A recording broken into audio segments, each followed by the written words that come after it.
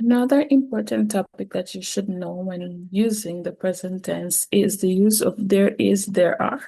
Especially for people who speak different languages, they typically tend to translate. Okay, for example, if you speak Spanish, I, and if you speak French, il y a. Remember that in English, we say there is, there are.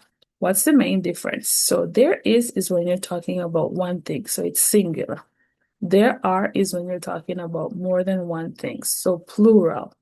For example, in the affirmative form, we can say, there is an apple on the table.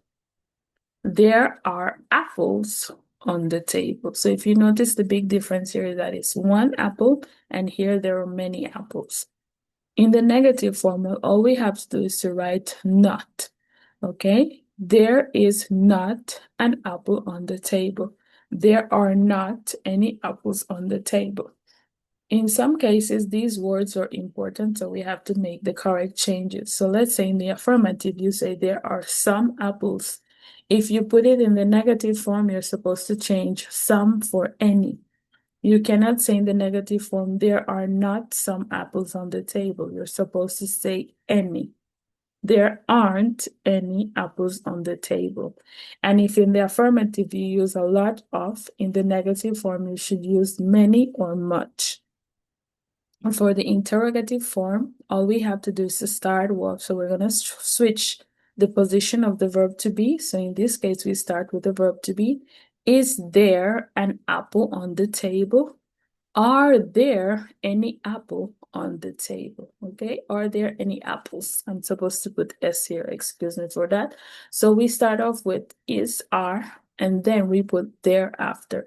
And this is the interrogative form. We have what are called short answers using this structure. So if I ask you, are there any apples on the table? You can say, yes, there are, or no, there are not. Is there an apple on the table? Yes, there is. No, there isn't. Depending if it's singular or plural, you have these options. So if it's affirmative, you say yes, and then comma, there is. No, you pause, there is not. Yes, pause, there are. No, you take a pause, there are none. And this is how you would answer in the short form. For there is, there are in English. Very good. We'll move on with the next part of the course in a moment.